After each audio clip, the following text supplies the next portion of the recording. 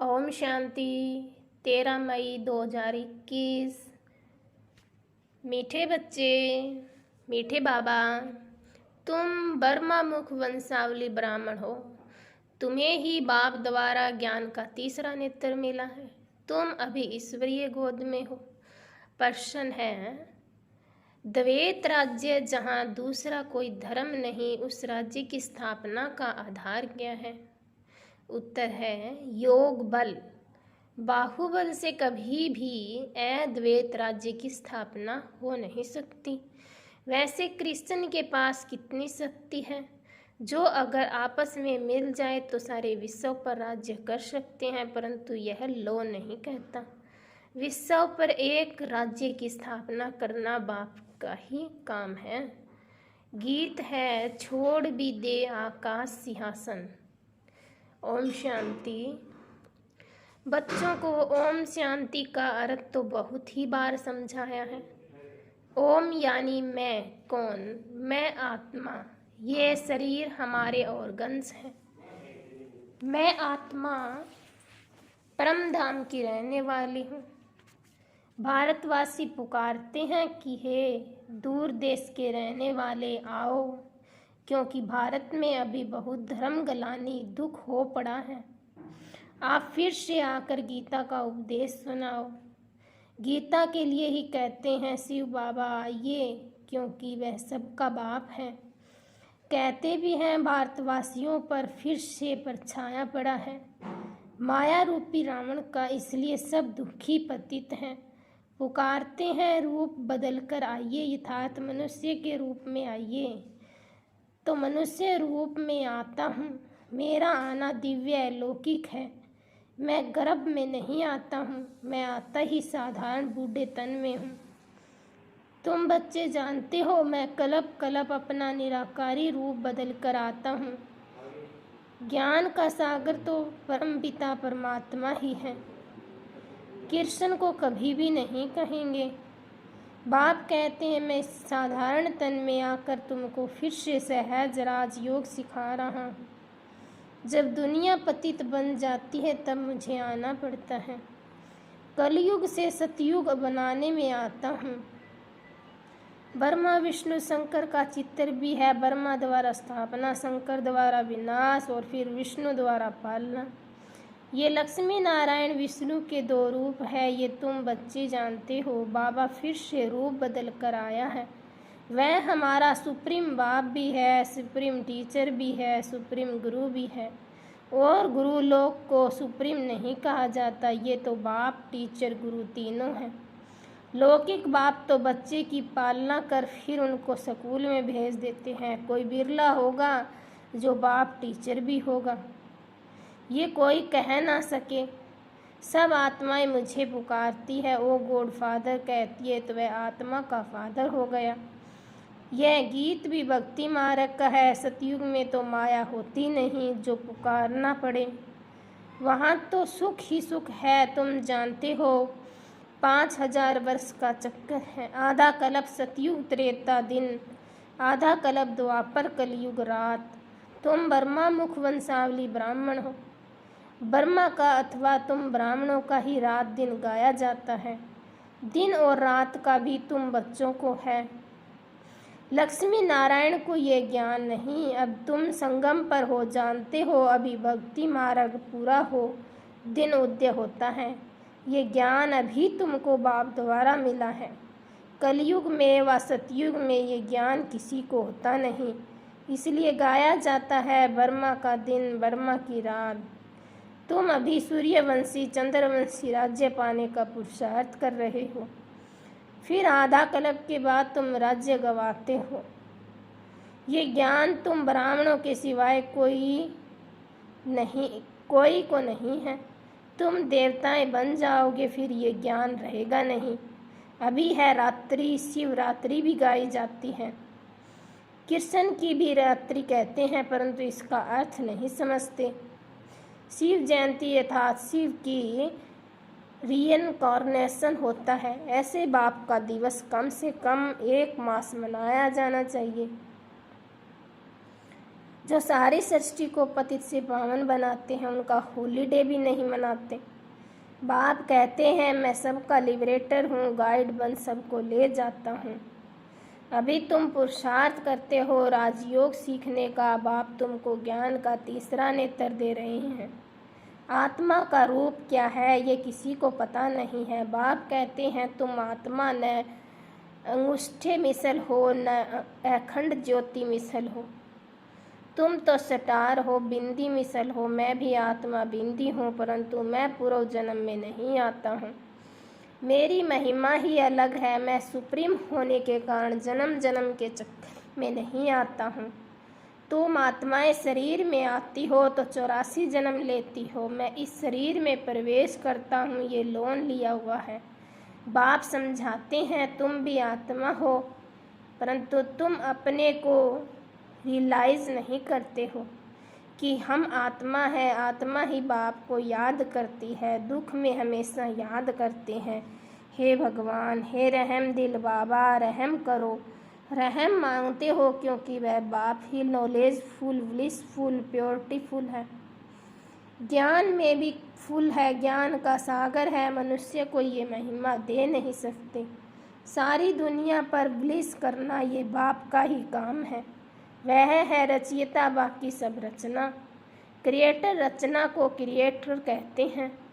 पहले स्त्री को एडॉप्ट करते हैं, फिर उनके द्वारा रचना रचते हैं, फिर उनकी पालना भी करते हैं, विनाश नहीं करते। ये बेहद का बाप आकर स्थापना, पालना, विनाश कराते हैं। आदि सनातन देवी देवता धर्म की पालना कराते हैं।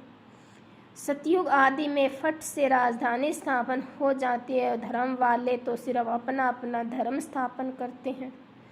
फिर जब लाखों करोड़ों की अंदाज में वृद्धि हो जाती है तब राजाई होती है। अभी तुम राजधानी स्थापन कर रहे हो। योग बल से तुम सारे विश्व के मालिक बनते हो। बाहुबल से कभी कोई विश्व पर राजाई कर नहीं सकता।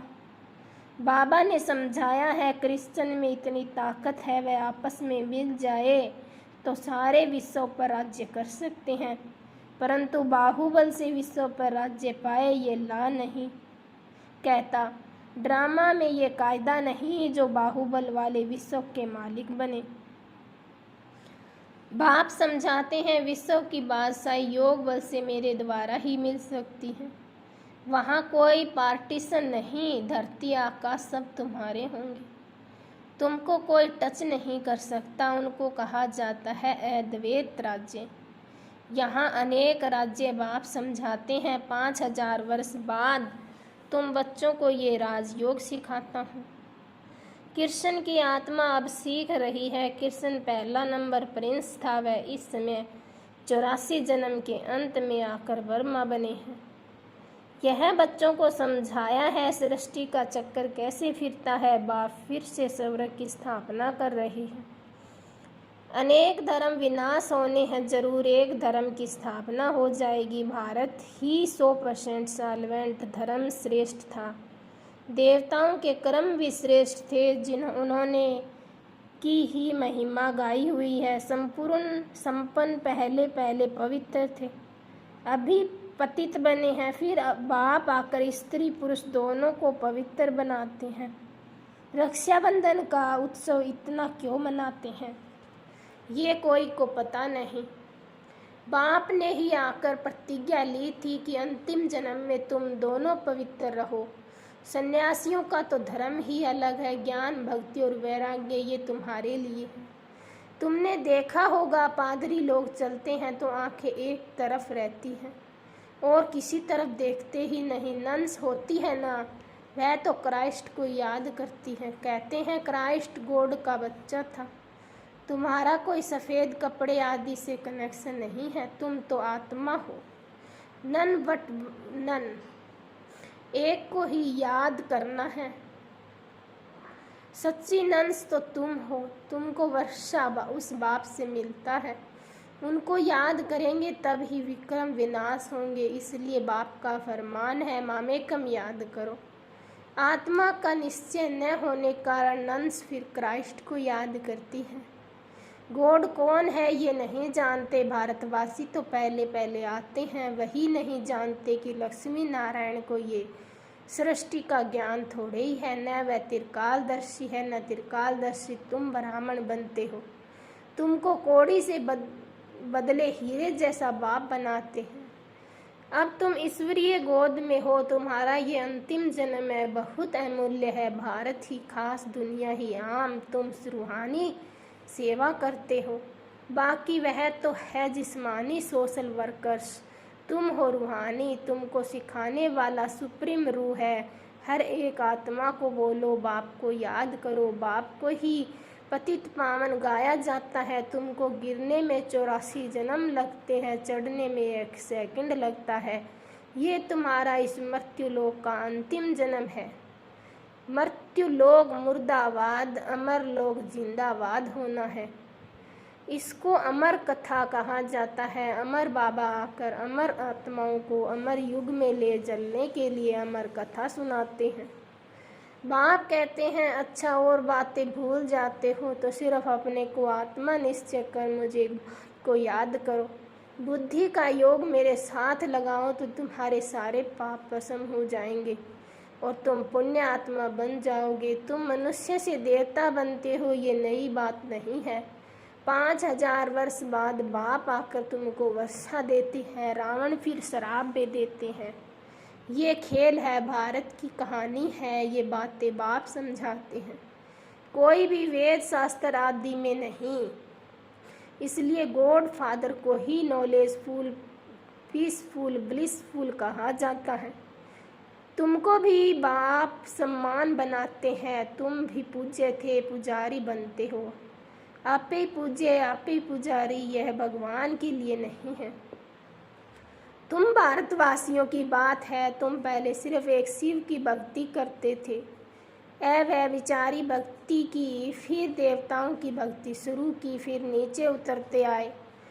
अब फिर से तुम देवी देवता बन रहे हो। जो थोड़ा पढ़ते हैं वह प्रजा में चले जाएंगे, जो अच्छी रीति पढ़ाते हैं वह राजाई में आएंगे। प्रजा तो ढेर बनती है, एक महाराजा की लाखों करोड़ों के अंदाज में प्रजा होती है। तुम पुरुषार्थ करते हो, कलब पहले मुआफिक पुरुषार्थ से पता पड़ जाता है कि माला में कौन कौन आने वाला है। प्रजा में भी कोई गरीब कोई साहूकार बनते हैं। भक्ति मार्ग में ईश्वर अर्थ दान करते हैं। क्यों? ईश्वर के पास नहीं है क्या? या तो कहते हैं कृष्ण अर्पण, परंतु वास्तव में होता है ईश्वर अर्पण। मनुष्य जो कुछ करते हैं उनका फल दूसरे जन्म में मिलता है, एक जन्म के लिए मिल जाता है। अब बाप कहते हैं मैं आया हूँ तुमको 21 जन्म का वर्षा देने। मेरे अर्थ डायरेक्ट कुछ भी करते हो तो 21 जन्म के लिए उसकी प्राप्ति तुमको हो जाती है। इनडायरेक्ट करते हो तो एक जन्म के लिए अल्पकाल का सुख मिल जाता है। बाप समझाते हैं ये तुम्हारा सब मिट्टी में मिल जाना है, इसलिए इसको सफल कर लो। तुम ये रूहानी हॉस्पिटल कम यूनिवर्सिटी खोलते हो, जाओ जहाँ से सब एवर हेल्दी एवर वेल्दी बनेंगे। इनसे बहुत इनकम होगी। योग से हेल्थ और चक्कर को जानने से वेल्थ। तो घर घर में ऐसी यूनिवर्सिटी कम हॉस्पिटल खोलते जाओ। बड़ा आदमी है तो बड़ा खोले जहाँ बहुत आ सके। बोर्ड पर लिख दो जैसे नेचर क्योर वाले लिखते हैं। बाप सारी दुनिया की नेचर बदल प्योर बना देते हैं। इस समय सभी इम्प्योर है। सारी दुनिया को एवर हेल्दी एवर वेल्दी बनाने वाला बाप है, जो अब तुम बच्चों को पढ़ा रहे हैं। तुम हो मोस्ट स्वीट चिल्ड्रन। अच्छा, मीठे मीठे सीखी लदे बच्चों प्रति माता पिता बाप दादा का याद प्यार और गुड मॉर्निंग। रूहानी बाप की रूहानी बच्चों को नमस्ते नमस्ते नमस्ते। धारणा के लिए सार है, अपनी इस अमूल्य जीवन को रूहानी सेवा में लगाना है, खास भारत आम सारी दुनिया की सेवा करनी है। अपना सब कुछ सफल करने के लिए डायरेक्ट ईश्वर अर्थ अर्पण करना है। रूहानी हॉस्पिटल और यूनिवर्सिटी खोलनी है।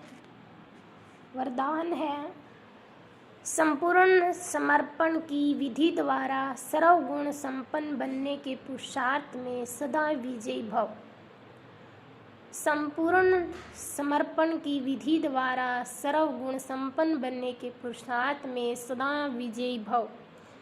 संपूर्ण समर्पण उसे कहा जाता है जिसके संकल्प में भी बॉडी कॉन्शियस ना हो। अपने देह का भान भी अर्पण कर देना, मैं फलानी हूँ, ये संकल्प भी अर्पण कर संपूर्ण समर्पण होने वाले सर्वगुणों से संपन्न बनते हैं। उनमें कोई भी गुण की कमी नहीं रहती। जो संपूर्ण कर सर्वगुण संपन्न व संपूर्ण बनने का लक्ष्य रखते हैं, तो ऐसे पुरुषार्थी को बाप दादा सदा विजयी भाव का वरदान देते हैं। स्लोगन है मन को बस में करने वाला ही मन मना भव रह सकता है। मन को बस में करने वाला ही मन मना भव रह सकता है। ओम शांति। हर रोज़ मुरली सुनने के लिए हमारे चैनल पीके मुरली को सब्सक्राइब करें।